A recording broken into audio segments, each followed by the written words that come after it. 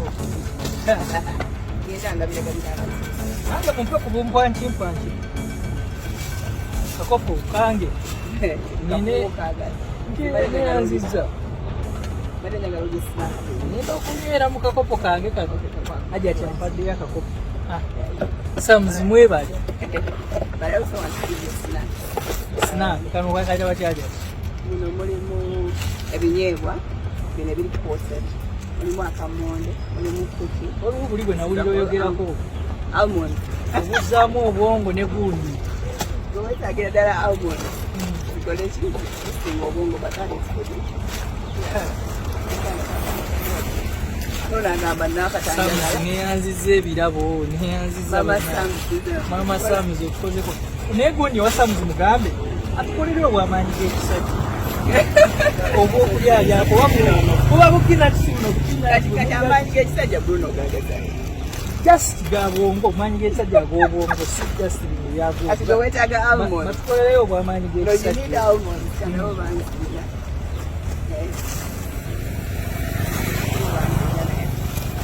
Sam. So now we can go. Mayindi mugabi byomu muwa muwo. Amukwatire. Neto mpaddeko jalibu siridde kukulya gentwala. Lwaki oziranko kubiri?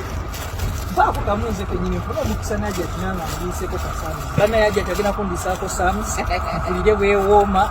Ate ba blogger tembisalamu manyi musalanyi ebijambo. Wekagonja. Yeah man. Bagina kundisa kagonja. Aje tanyesime.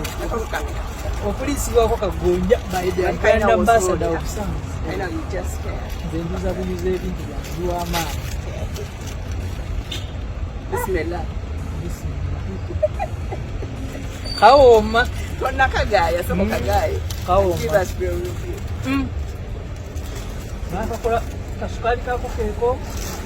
Anaka bateka musukali. Gonja is naturally sweet. So, kati bamusana bisazira mu bamu slicing. Ne bateka mu buto. And that's it. Mwe mugende mu group mpwanchi bwa Sams. Bonna osanga Faridah aye ebyokulya. Womusangira mugabo gambi mpa. Kunyimiriza mu traffic bajja kunnoba. Bonna osangira Faridah mugambi mpa. Bana tuyanze neyanza minyanze yaje ati bafukamira kujja fukamira. Kujja fukamira abasajja benshi matetufukamira. Munyambe ko munebalize kwaje ati nyanzizo okunkolako weekend ewedde ya. Kati ngene mpakire mani yo. Kanya ko zile. Wewa.